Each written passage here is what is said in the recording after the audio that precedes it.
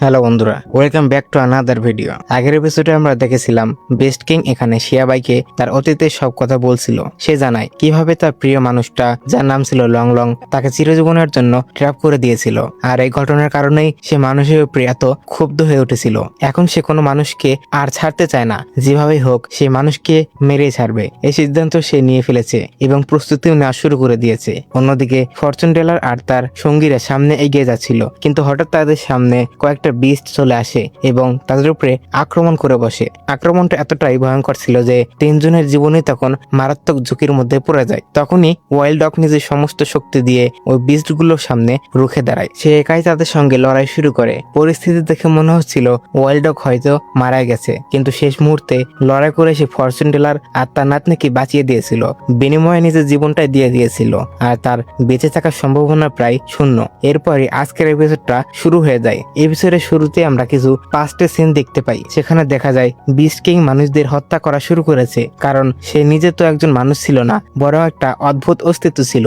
আর মানুষদের উপর আক্রমণ করে তাদের মেরে ফেলতে তার মধ্যে একটা অন্য ধরনের আনন্দ তৈরি হতো। কিন্তু যখন লিং লং এই খবরটা জানতে পারে, তখন সে একেবারে ভয় পেয়ে যায়। সে বিস্ট কিংকে প্রশ্ন করে, তুমি এটা কি করছো? তুমি মানুষ মারছো কেন? তোমার তো এটা করা উচিত না। আমি তোমাকে এই দুনিয়ায় নিয়ে এসেছিলাম, তোমাকে নিজের সঙ্গে রেখেছিলাম, কিন্তু আমি কখনো ভাবিনি তুমি বড় হয়ে এমন একটা মনস্টার হয়ে যাবে। আজ পর্যন্ত যত মানুষের প্রাণ গেছে তাদের মৃত্যুর জন্য আসলে আমি দায়ী, কারণ আমি তোমাকে এতটা আদর করে বড় করেছি। আর তুমি যখন এত মানুষের প্রাণ নিয়েছো, তখন এর দায়ও তো আমি।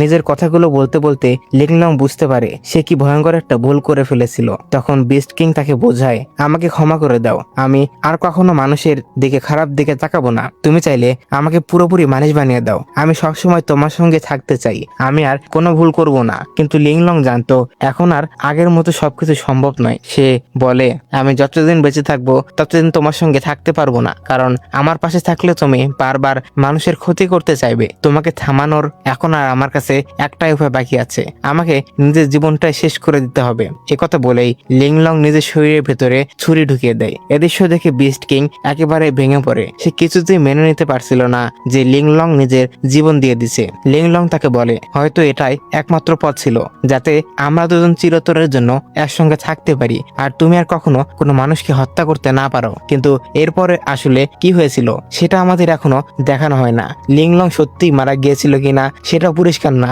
তবে আমার মনে হয় সে মারা যায়নি, কারণ পরে সেই লংলংই তো বিস্ট কিংকে চিরদিনের জন্য ট্র্যাপ করেছিল। এই পুরনো ঘটনা মনে পড়তে বিস্ট কিং একেবারে ইমোশনাল হয়ে পড়ে। তার চোখে মুখে স্পষ্ট গভীর কষ্ট ছিল। তখন শিয়াবাই তাকে বোঝানোর চেষ্টা করে। সে বলে, তুমি আসলে ভেতর থেকে যতটা কষ্টে আছো সেটা দেখে বোঝা যাচ্ছে কিনসেক্টের সঙ্গে এই ফাইটের সময়ও তুমি মারাত্মকভাবে আহত হয়েছিলে। তুমি বাইরে থেকে যতটাই নিজেকে স্ট্রং দেখাও না কেন, ভেতরে তোমার ফিলিংস কিন্তু মানুষের মতোই। তাই নিষ্ঠুর হয়ে গেলেও কোথাও না কোথাও তোমার মধ্যে মন নামে জিনিসটা আছে। হয়তো লিংলং এর কথাগুলো তোমার মনে পড়ে। মানুষ হত্যার কারণে সে তোমার উপরে অনেকটা রাগ করেছিল, সেটা তোমার মনে পড়ে। অদ্ভুত ব্যাপার হলো তুমি মানুষকে এত ঘৃণা করো, অথচ শেষ পর্যন্ত নিজেকেই মানুষ বানানোর কথা ভেবেছো। এমনকি এখন তোমার চেহারা দেখো, তোমার বডি দেখো, তুমি দেখতে একদম মানুষের মতোই। তোমার ভেতরে যতই পাওয়ার থাকুক তাতে কিছু যায় আসে না, কারণ বাইরে থেকে দেখতে তুমি ঠিক মানুষেরই মতো, যাদের তুমি সবচেয়ে বেশি ঘৃণা করো। অথচ শেষ পর্যন্ত তুমিও সেই পথে হাঁটছো। কিন্তু বিস্ট কিং বলে, আমি মানুষকে সেভাবে ঘৃণা করি না, আমার মানুষের উপর এতটা রাগ নেই, আমি শুধু মরতে চাই, কারণ আমি মারা গেলে হয়তো লিংলং এর চিরদিনের জন্য শান্তিতে থাকতে পারবে। কিন্তু জানো, আমার সঙ্গে একটা অদ্ভুত সমস্যা আছে,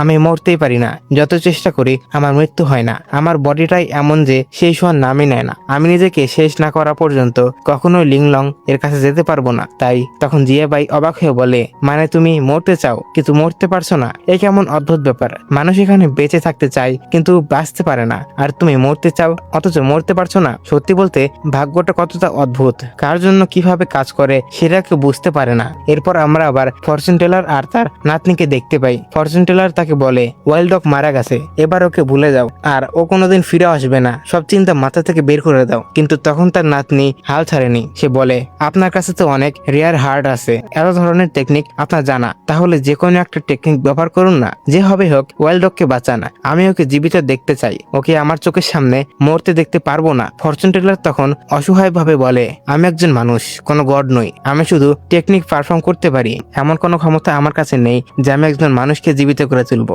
ওয়াইল্ড ডগের মৃত্যুতেও আমারও অনেক অনেকটা কষ্ট হচ্ছে। প্রথমবার যখন ওকে দেখেছিলাম তখন তো ভাবতেই পারিনি যে এই বীজটা একদিন আমাদের জীবন বাঁচানোর জন্য নিজের প্রাণ দিয়ে দিবে। সত্যি বলতে ওকে চিনতে আমার অনেক দেরি হয়ে গেছে, তাই এখন ওর একটা ভালো ফিউনারেল করা উচিত। তুমি যত বেশি ওকে মনে করবে তত বেশি কষ্ট হবে, তাই এবার ওকে ছেড়ে দাও। কিন্তু তার নাতনি একদমই থামতে রাজি নয়। সে সঙ্গে সঙ্গে একটা বিশেষ ফরমেশন তৈরি করে ফেলে এবং ওয়াইল্ড ডগের উপরে একটা টেকনিক ব্যবহার করতে শুরু করে। এটা দেখে ফরচুন টেলার চমকে ওঠে, বলে, তোমার কি সত্যি মাথা নষ্ট হয়ে গেছে? তুমি এটা কি করছো? তুমি জানো এই ফরমেশন আমরা কখন ব্যবহার করেছিলাম? শুধু তখনই যখন পিঙ্গার প্রায় মৃত্যুর মুখে ছিল। তখনও ওর বডিতে সামান্য লাইফ বাকি ছিল। সেই সামান্য লাইফ থাকার কারণেই ফরমেশন ব্যবহার করে তাকে বাঁচানো সম্ভব হয়েছিল। কিন্তু তারপরও এই ফরমেশনের পারফর্ম করতে গিয়ে আমার কতটা ক্ষতি হয়েছিল তুমি সেটা কল্পনা করতে পারবে না। আর তুমি এখন এমন একজনের উপরে এটা ব্যবহার করছো যার বেঁচে থাকার কোনো চান্সই নেই। ওয়াইল্ড ডগ পুরোপুরি মারা গেছে। তুমি যদি এই ফরমেশন পুরোপুরি অ্যাক্টিভ করো তাহলে এর পাওয়ারের কারণে তোমার জীবনে অন্তত 20 বছর কেড়ে নেবে। অর্থাৎ তুমি আজকের এই কাজের জন্য নিজের জীবন থেকে 20 বছর হারাবে। তাই এই পাগলামি বন্ধ করো, ফরমেশন বন্ধ করে দাও। ওয়াইল্ড ডগের মৃত্যু ডেস্টিনিতে লেখা ছিল, আর সে আমাদের ছেড়ে চলে গেছে। হ্যাভেনও তাকে নিয়ে যেতে চেয়েছিল, কিন্তু তার নাতনি এবারে দৃঢ় গলায় বলে, হ্যাভেন এটা চায়নি। ওয়াইল্ড ডগ আমাদের বাঁচাতে গিয়ে নিজের জীবন দিয়েছে। ও যদি শুধু ডেস্টিনিতে মারা যাওয়ার জন্য মারা যেত তাহলে কি আপনি সত্যি ভাবতেন যে আমি চুপ করে বসে থাকতাম? না, আমি চুপ করে বসে থাকতাম না। যতক্ষণ আমার শরীরে একটু হলেও শক্তি আছে আমি ওয়াইল্ড ডগকে বাঁচানোর চেষ্টা করব। আমরা যে জার্নিতে আছি সেখানে ওয়াইল্ড ডগ আমাদের সঙ্গে না থাকলে আমরা অনেক আগে মারা যেতাম, আর আজ সে আমাদের বাঁচাতে গিয়ে মারা গেছে। তাই আমি কি এখানে ওকে এভাবে ফেলে যেতে পারি? কখনোই না। এদিকে কথা বলতে বলতে সে এতটাই সময় নিয়ে ফেলেছিল যে ফরমেশন পুরোপুরি অ্যাক্টিভ হয়ে যায়, আর এখন এই ফরমেশন তার জীবন থেকে 20 বছর কেড়ে নেওয়া শুরু করেছে। কিন্তু তবুও ওয়াইল্ড ডগকে বাঁচানো যাবে কিনা তার কোনো নিশ্চয়তা ছিল না। তবুও সে থামেনি। ফরমেশন অ্যাক্টিভ হওয়ার পর সে পুরোপুরি মনোযোগ দিয়ে ওয়াইল্ড ডগকে আবার জীবিত করার চেষ্টা শুরু করে, আর ফরচুন টেলার তার পাশে দাঁড়িয়ে শুধু আফসোস করতে থাকে। সে জানতো এখন তাকে থামানোর চেষ্টা করলে তার নাতনিও বড় ক্ষতির মুখে পড়বে। তাই শেষ পর্যন্ত সে নিজের নাতনিকে আর থামানোর চেষ্টা করে না, কারণ সে জানতো এই কাজটা শেষ না করা পর্যন্ত মেয়েটার মন শান্ত হবে না। কিন্তু ফরমেশনের কাজ শুরু হতেই ফরচুন টেলার এর নাতনি হঠাৎ একটা অদ্ভুত ওয়ার্ল্ডের মধ্যে প্রবেশ করে। এটা এমন এক জায়গা যেখানে কোনো জীবিত মানুষ নেই। এখানে শুধু মৃত মানুষের সোল ঘুরে বেড়াচ্ছে। আর আশ্চর্যের বিষয় হলো সেই সব সোল একসঙ্গে হ্যাভেনের দিকে এগিয়ে যাচ্ছিল। সম্প্রতি যারা মারা গেছে তাদের প্রত্যেকের সোলই যেন এই পথে চলে যাচ্ছিল। তাই তাদের ভিড়ের মধ্যে ফরচুন টেলার এর নাতনি ওয়াইল্ড ডগের সোল খুঁজতে শুরু করে। সে জানতো সময় খুব কম। ওয়াইল্ড ডগের সোল যদি হ্যাভেনে চলে যায় তাহলে তাকে আর ফিরিয়ে আনা সম্ভব হবে না। কিছুটা এগোনোর পর অবশেষে তার চোখ পড়ে ওয়াইল্ড ডগের সোলের দিকে। ওয়াইল্ড ডগকে দেখেই সে বলে ওঠে, তুমি কোথায় যাচ্ছ?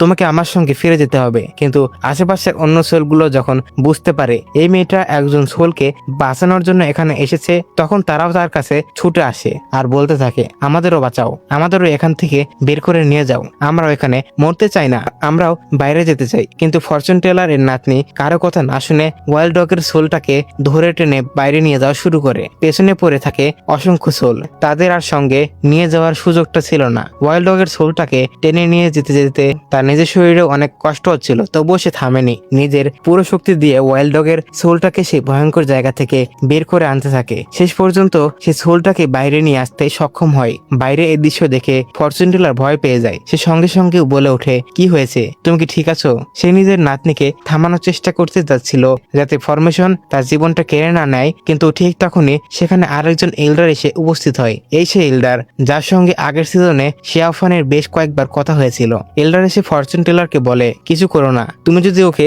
বাঁচাতে চাও তাহলে এখানেই ওকে থামানোর চেষ্টা করবে না। তুমি যদি মাঝপথে ফরমেশনটা বন্ধ করে দাও তাহলে সে মারা যাবে। এরপর এল্ডার সঙ্গে সঙ্গে নিজের পাওয়ার ব্যবহার করে কয়েকটি টেকনিক পারফর্ম করতে শুরু করে। তার উদ্দেশ্য ছিল ফরমেশনের পথ খুলে দেওয়া, আর কিছুক্ষণের মধ্যেই সে ফরমেশনের একটা অংশ ব্রেক করে ফেলে। পথ খুলে যেতেই এল্ডার সরাসরি ফরমেশনের ভেতরে ঢুকে ফরচুন টেলার এর নাতনিকে টেনে বের করে আনে। শুধু তাই নয়, ওয়াইল্ড ডগের সোলটাকেও সে সঙ্গে নিয়ে আসে এবং সেখানে আবার ওয়াইল্ড ডগের বডির ভেতরে ঢুকিয়ে দেয়। কিন্তু এখানে আসে বড় একটা প্রশ্ন, ওয়াইল্ড ডগ কি সত্যি জীবিত হতে পারবে? তার কোনো নিশ্চয়তা ছিল না। ফরচুন টেলার তখন তার নাতনিকে বোঝায়, ওয়েল্ডার তোমাকে ফরমেশনের ভেতর থেকে না বের করলে তুমি সেখানে মারা যেতে। ওই মৃত সোলগুলোর মাঝখানেই তোমারও শেষ হয়ে যেত। এটা শুনে ফরচুন টেলার এর নাতনি এল্ডারের দিকে তাকিয়ে বলে, আমার জীবন বাঁচানোর জন্য আপনাকে সত্যি অনেক বেশি ধন্যবাদ। কিন্তু এল্ডার তার কথা থামিয়ে দিয়ে বলে, এইসব বাদ দাও, আগে আমাকে বলো তুমি এই টেকনিক কোথা থেকে শিখেছো? এই ফরমেশন সম্পর্কে তোমাকে কে শিখিয়েছেন? দিয়েছেন। মেয়েটা তখন বলে, আমি যখন ছোট ছিলাম তখন একবার একটা কুয়োর ভেতরে পড়ে গিয়েছিলাম। সেই কুয়োর নিচে আমি এই টেকনিকটা লেখা দেখতে পেয়েছিলাম। তখন থেকেই এটা আমার কাছে ছিল। এখন পর্যন্ত জীবনে আমি এই টেকনিকটা 2বার ব্যবহার করেছি। প্রথমে যখন আমার বোন পিঙ্কারের জীবন বিপদে পড়েছিল, আর দ্বিতীয়বার আজ ওয়াইল্ড ডগকে বাঁচানোর জন্য। এরপর সে সেই এল্ডারকে জিজ্ঞেস করে, আপনার কি এই টেকনিকের প্রতি কোনো ইন্টারেস্ট আছে? এটা শুনে এল্ডার একেবারে হতবাক হয়ে যায়। সে বলে, অবিশ্বাস্য, তুমি ঘোস্ট আর্ট ব্যবহার করছো, তাও আবার এত অ্যাডভান্সড ঘোস্ট আর্ট। যে টেকনিকের কথা সাধারণত কোনো বইয়ের পাতায় লেখা থাকে, সেটা তুমি এত ভালোভাবে ব্যবহার করছো। সত্যি বলতে তোমাকে দেখে আমি শক। তুমি যদি এত সহজে ঘোস্ট আর্ট শিখেছো, তাহলে তুমি কি আরো ঘোস্ট আর্ট শিখতে চাও? তোমার মধ্যে এমন ট্যালেন্ট আছে যে সাধারণ কোনো মানুষের মধ্যে থাকার কোথাও না। অনেক ঘোস্ট এমন কাজ অর্জন করতে পারে না, তাই নিজের ট্যালেন্ট এইভাবে নষ্ট করতে দিও না। এরপর এলরা তাকে একটা বই দেয়। সেই বইয়ের মধ্যে অসংখ্য ঘোস্ট আর্ট এর টেকনিক লেখা ছিল। সে বলে, এই বইটা তোমার কাছে রাখো, এর মধ্যে অনেকগুলো টেকনিক আছে যেগুলো তুমি শিখতে পারো। ফরচুন টেলার দূর থেকে এই দৃশ্য দেখে মোটেও খুশি ছিল না। তার মনে হচ্ছিল এলরা তার নাতনিকে এসব কি দিয়ে গেল। সে মনে মনে বলে, ও কেন ঘোস্ট আর্ট প্র্যাকটিস করবে? ওর কাছে এমনিতে একটা টেকনিক আছে যেটা সামলাতেই তার এত কষ্ট হয়। এখন যদি আরো এসব প্র্যাকটিস করতে শুরু করে, তাহলে তো ওর নিজের জীবনে বিপদে পড়ে যাবে। কিন্তু এলরা তখন মেয়েটাকে দেওয়া বইটার ব্যাপারে আরো গুরুত্বপূর্ণ কথা বলে। এই বইটার অর্ধেকেও বেশি টেকনিক আজ পর্যন্ত কেউ ঠিকভাবে বুঝতেও পারেনি। কিন্তু আমার কাছে মনে হচ্ছে তোমার কাছে খুব বেশি সময় লাগবে না। তুমি খুব দ্রুত এই বইয়ের টেকনিক গুলো বুঝে ফেলতে পারবে। যেখানে অন্যরা এই বইয়ের অর্ধেক বুঝতে পারেনি, সেখানে তুমি হয়তো এই বইটা পুরোপুরি বুঝে ফেলবে। কথা শুনে ফরচুন টেলার এর নাতনি খুশি হয়ে বলে, মাস্টার, আপনাকে অনেক অনেক ধন্যবাদ। আপনি শুধু আজ আমার জীবনই বাঁচাননি, আমাকে এত ভালো একটা টেকনিক শেখার সুযোগ করে দিয়েছেন। তাই আজ থেকে আপনি আমার মাস্টার। মেয়েটার কথাগুলো শুনে এল্ডার মুস্কি হেসে বলে, তাই নাকি? তাহলে তুমি যখন আমাকে মাস্টার বলেছ, তাহলে এই ছোট্ট গিফটটা তোমার জন্য। এরপর সে মেয়েটার হাতে একটা লকেটের মতো একটা জিনিস তুলে দেয়। এল্ডার বলে, এটা বোনজের ফ্রেগমেন্ট দিয়ে তৈরি। এটা ঘোস্ট পাথের একটি সুপ্রিম ট্রেজার। যারা ঘোস্ট টেকনিক পারফর্ম করে তাদের জন্য একটা খুবই মূল্যবান। তুমি যখন কঠিন থেকে কঠিন ঘোস্ট আর্ট পারফর্ম করবে কিংবা কোনো টেকনিক অ্যাক্টিভ করবে, তখন এই ট্রেজার তোমাকে অনেক সাহায্য করবে। এরপর এল্ডার আরো বলে, আমি আশা করি তুমি এইসব ঘোস্ট টেকনিক ভালোভাবে শিখে ফেলতে পারবে, কারণ তোমাকে ভবিষ্যতে একজন মানুষের জীবন বাঁচাতে হবে। আশা করছি তুমি যখন সবকিছু ভালোভাবে শিখে ফেলবে, তখন সেই মানুষের জীবন বাঁচাতে আমাকে সাহায্য করতে পারবে। মেয়েটা সঙ্গে সঙ্গে জিজ্ঞেস করে, আপনি কার কথা বলছেন? আপনি কাকে বাঁচাতে চান? এল্ডার তখন শুধু বলে, এখনো সময় আসেনি, সময় হলে তোমাকে সব বলবো। ততদিন তুমি প্র্যাকটিস করো আর এসব টেকনিক ভালোভাবে শিখে ফেলো। এতটুকু বলেই এল্ডার সেখান থেকে চলে যান। আর তাকে যেতে দেখে ফরচুন টেলারের নাতনি অবাক হয়ে ভাবে, এগুলো কি হচ্ছে? উনি আমাকে আসলে কি দিয়ে গেলেন? তখন ফরচুন টেলার তাকে বলে, ও এল্ডার তোমাকে যেটা দিয়ে গেছেন সেটা কোনো সাধারণ জিনিস নয়। ওটাকে মানুষের স্কাল থেকে তৈরি করা হয়েছে। এই জেড বোন কোনো পশুর বোন দিয়ে তৈরি নয়, এটাকে মানুষের বোন দিয়ে তৈরি করা হয়েছে। এটা ভয়ঙ্কর এবং নিষ্ঠুর একটা টেকনিকের অংশ। তুমি এটা দিয়ে কি করবে? ফেলে দাও। তুমি কি জানো এই জিনিসের মধ্যে কত মানুষের সোল বন্দী হয়েছে? একটা সুপ্রিম ট্রেজার তৈরি করতে কত মানুষকে হত্যা করা হয় এবং তাদের সোলের পাওয়ার ঢোকানো হয়, সেটা তুমি কল্পনা করতে পারবে না। কিন্তু তার নাতনি তখনও ফরচুন টেলারের কথা বিশ্বাস করতে রাজি নয়। সে বলে, গ্র্যান্ডপা, আপনি একদম পাগল হয়ে গেছেন। এটা মানুষের বোন দিয়ে তৈরি। এটা আপনাকে কে বলেছে? স্পষ্টভাবে দেখা যাচ্ছে এটা কোনো পশুর বোন দিয়ে তৈরি হবে। মানুষ নিজের বোন দিয়ে এমন কিছু বানাবে নাকি? এত পাগল আর এত নিষ্ঠুর মানুষ কি সত্যি থাকতে পারে? এটা শুনে ফরচুন টেলার রেগে গিয়ে বলে, তাহলে ওই ডেভিলের মতো এল্ডারের উপর তোমার আমার থেকে বেশি বিশ্বাস? নিজের গ্র্যান্ডপার কথা বিশ্বাস করো না, কিন্তু ওই লোকটাকে বিশ্বাস করে ফেললে? তার নাতনি শান্তভাবে বলে, আপনাকে এত চিন্তা করতে হবে না, আমি এটা শুধু তার জন্যই ব্যবহার করব যখন খুব এমার্জেন্সি হবে। আর ঠিক তখনই ঘটে যায় অবিশ্বাস্য ঘটনা। আমরা দেখতে পাই ওয়াইল্ড ডগ আবারও জীবিত হয়ে গেছে। যে ওয়াইল্ড ডগ কিছুক্ষণ আগেও মারা গিয়েছিল, সে আবার চোখ খুলেছে। এরপর আমরা জিনুকে দেখতে পাই যখন সে দাউজওয়ানের কাছে পৌঁছে যায়। আর দাউজওয়ান হলো কিনুয়ার সেক্টর হেডমাস্টার। জিনিও তখন হেডমাস্টারের দেখাশোনা করার জন্য উপস্থিত ছিল। এদিকে শিয়াফানের মাস্টার সহ আরো কয়েকজন হেডমাস্টার এর সঙ্গে দেখা করতে এসেছিল। তারা সেখানে পৌঁছে বলে, মাস্টার, আপনার শরীর খারাপ শুনেছি, তাই আপনাকে দেখতে চলে এলাম। এখন আপনি কেমন আছেন? কিন্তু ঘরের ভেতর থেকে হেডমাস্টার চিৎকার করে বলে ওঠে, তোমরা কি কি শুধু আমাকে দেখতে এসেছো? তাহলে সবাই একসঙ্গে এলে কেন? আমি জানি তোমরা পরিকল্পনা করছো, তোমরা আমার জায়গা নিতে চাও, তাই না? আমার জায়গা দখল করে তোমরা হেডমাস্টার হতে চাও।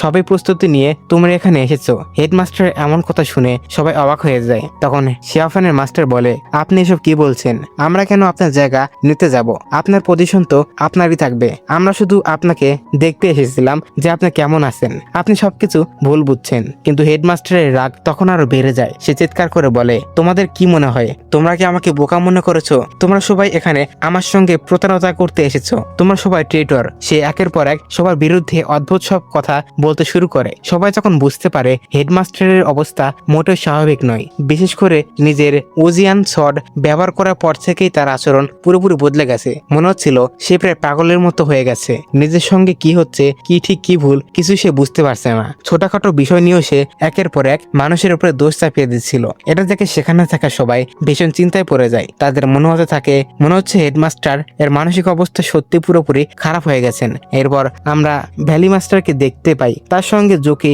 এবং আরো কয়েকজন সেখানে উপস্থিত ছিল। হঠাৎ শিয়াফানের ভয়ঙ্কর অ্যাটাকের পর ভ্যালি মাস্টার কোনোভাবে বেঁচে গিয়েছিল এবং সেখান থেকে বের হয়ে আসতে পেরেছিল। এখন সে সেখানে শান্তভাবে বসেছিল। জোকি আর বাকিরা তার সঙ্গে দেখা করতে এসেছিল। ভ্যালি মাস্টার তাদের জিজ্ঞেস করে, বলো তোমরা এখানে কিভাবে এলে? তখন তারা জানায়, গতবার বিস্টিং এর সঙ্গে ফাইট হয়েছিল, সেখানে আমরা তাকে ইনজার্ড করতে পেরেছিলাম, কিন্তু সে সেই মুহূর্তের মধ্যেই পালিয়ে গিয়েছিল। এখন আমরা সেই বিস্ট কিং এর লোকেশন খুঁজছি। আমাদের এই মিশনে পাঠানো হয়েছে। যেভাবেই হোক আমাদের বিস্ট কিং এর লোকেশন খুঁজে বের করতেই হবে এবং তার সম্পর্কে যত বেশি ইনফরমেশন সংগ্রহ করতে হবে। তাই কিছুদিন আমাদের এই এলাকার আশেপাশে থাকতে হবে। ভ্যালি মাস্টার তখন বলে, ঠিক আছে, কোনো সমস্যা নেই। তোমাদের যেখানে যেতে হয়, যা করতে হয় করতে পারো। আমার পক্ষে তোমাদের জন্য ফুল পারমিশন আছে। এরপর আমরা শিয়াফান আর পিঙ্গারকে দেখতে পাই। পিঙ্গার যখন শিয়াফানকে জিজ্ঞেস করে, ধরো তুমি যদি সত্যি বিস্ট কিংকে খুঁজে পাও তাহলে তার সঙ্গে কি করবে? ও এখন এমনিতে অনেক বেশি ইনজার্ড, কি জানে পুরোপুরি ঠিক হয়েছে কিনা। তাহলে কি করবে? ওর সঙ্গে পার্টি করবে নাকি বসে খাওয়া দাওয়া করবে? কারণ ইনজার্ড হলেও বিস্ট কিং এতটা উইক হবে না যে তোমাদের দুজনকে দেখেও সে ভয় পেয়ে যাবে। ও এখনো এতটা স্ট্রং যে আমাদের দেখলেই আবার রেজে চলে যাবে। কিন্তু শিয়াফান কোনো কথার উত্তর দেয় না। পিঙ্গার তখন বলে, তোমার মুখ দেখে বোঝা যাচ্ছিল তুমি নিজেও নিশ্চিত নও যে আমরা দুজন মিলে ইনজার্ড বিস্ট কিংকে হারাতে পারবো কিনা। তুমি যখন নিজের পাওয়ারের উপরে নিশ্চিত নও যে তাকে হারাতে পারবে কিনা, তাহলে তুমি এখানে এসেছো কেন? কেন ওকে খুঁজছো? আর যদি ওর সঙ্গে ফাইট করতে গিয়ে তুমি মারা যাও, তাহলে তোমার উপর যেসব মানুষের আশা আছে তাদের সব আশাই তো শেষ হয়ে যাবে। শিয়াফান তখন বিরক্ত হয়ে বলে, তুমি তোমার কাজ করো। আমি কি ভাবছি কি করছি সেটা তোমাকে ভাবতে হবে না। আমি কি করছি সেটা নিয়ে তুমি বারবার মাথা ঘামাচ্ছ কেন? ঠিক তখনই সেখানে হঠাৎ একটা শিশুর মতো দেখতে সোল এসে উপস্থিত হয়। আর সেখানে আসার পরই সে পিঙ্গার আর বাকিদের উপরে অ্যাটাক করা শুরু করে দেয়। এ দৃশ্য দেখেই দুজনে একেবারে অবাক হয়ে যায়, কারণ তারা দ্রুত তার উপর অ্যাটাক করার চেষ্টা করে। শিয়াফান সঙ্গে সঙ্গেই নিজের বেলের ভেতরে সেই অদ্ভুত সোলটাকে ট্র্যাপ করে ফেলে। তারপর সবাই অবাক হয়ে দেখে এই জিনিসটা আসলে কি। দেখতে একটা ছোট্ট শিশুর মতো হলেও এর আচরণ একেবারেই স্বাভাবিক ছিল না। শিয়াফান নিজের পাওয়ার ব্যবহার করে তাকে শান্ত করার চেষ্টা করতে থাকে আর ধীরে ধীরে তার সামনে সত্যিটা পরিষ্কার হয়ে যায়। এটা আসলে কোনো শিশু নয়। একসময় এই সোলের আসল রূপ ছিল একটা বিশালদেহী মানুষ, কিন্তু এখন তার অবস্থা এমন হয়ে গেছে যে তাকে দেখলে একটা শিশুর মতো মনে হচ্ছে। শিয়াফান তার সঙ্গে কথা বলতে শুরু করলে জানতে পারে সে আসলে একটা ডেপুটি লিডার ছিল। আর এই ডেপুটি লিডারের সঙ্গে শিয়াফান আগেও বেশ কয়েকবার দেখা হয়েছিল, এমনকি সে অনেক সময় শিয়াফানকে সাহায্য করেছিল। শিয়াফান তাকে দেখে অবাক হয়ে যায়। তোমার এই অবস্থা কিভাবে হলো? তুমি এমন দেখতে হয়ে গেছো কেন? তোমার সঙ্গে কি হয়েছে? ডেপুটি লিডার তখন কষ্ট করে বলে, আমি এখানে এসে ভয়ঙ্কর ভাবে আটকে গেছি। যেদিন থেকে এখানে এসেছিলাম সেদিন থেকেই আর এখান থেকে বের হতে পারিনি। এই জায়গাটা ভীষণ ভয়ঙ্কর। তুমি এখানে কেন এসেছো? তুমি এখনই এখান থেকে চলে যাও, না হলে তোমার অবস্থাও আমার মতো হয়ে যাবে। এই জায়গা থেকে বের হওয়ার কোনো পথই নেই। আমি পুরোপুরি এখানে আটকে গেছি। শিয়াফান তখন নিজের পাওয়ার ব্যবহার করে তাকে ঠিক করার চেষ্টা করে। সে বলে, তোমার কিছু হবে না, আমি তোমাকে ঠিক করে দিব। তখন ডেপুটি লিডার তাকে জানায়, একটা অদ্ভুত ক্রিয়েচার আমাকে কামড়েছিল, তারপর থেকে আমার এই অবস্থা। ওই ক্রিয়েচারটা ভীষণ অদ্ভুত, আর এই জায়গায় ওর মতো আরো অনেক ক্রিয়েচার আছে। ওরা তোমার উপরও অ্যাটাক করবে, তারপর তুমিও নিজের নিয়ন্ত্রণ হারিয়ে ফেলবে। তুমিও আমার মতো অদ্ভুত আচরণ করতে শুরু করবে। সত্যি বলতে আমার মনে হয় না আমি আর কখনো এখান থেকে বেঁচে বের হতে পারবো। আমি আর কখনো নর্মাল হতে পারবো কিনা আমি সেটাও জানি না। এরপর সে শিয়াফানের দিকে তাকে জিজ্ঞেস করে, তুমি এখানে আসলে কি করতে এসেছো? শিয়াফান বলে, আমি আমার ঘোস্ট অর্থাৎ বিস্ট কিংকে খুঁজছি। এই সমস্ত ধ্বংস আর বিপর্যয়ের জন্য মূলত ওই দায়ী। তাই ওকে খুঁজে বের করা আমার জন্য অনেক বেশি গুরুত্বপূর্ণ কাজ। আমি সেই কারণেই এখানে এসেছি, কিন্তু এখনো বিস্ট কিংকে খুঁজে খুঁজে পাইনি। ডিভোটি লিডার তখন বলে, তোমার মিশন আমার চেয়েও অনেক বেশি গুরুত্বপূর্ণ। আমার জন্য তোমার সময় নষ্ট করো না, এখান থেকে যাও এবং নিজের কাজ করো। তবে যদি কখনো সময় পাও তাহলে আমার ফ্যামিলির কাছে একবার যেও, দেখে এসো তারা ঠিক আছে কিনা। একথা বলার পর শিয়াফান তার চারপাশে একটা ফরমেশন তৈরি করে দেয় যাতে সে এখান থেকে অন্য কোথাও না যেতে পারে। শিয়াফান তাকে এভাবেই মৃত্যুর দিকে এগিয়ে যেতে দেখতে চাইছিল না। আর ঠিক এই দৃশ্যের সঙ্গে সঙ্গেই আজকের এপিসোডটা এখানেই শেষ হয়ে যায়। দেখা হবে নেক্সট কোনো ভিডিওতে। Thanks for watching.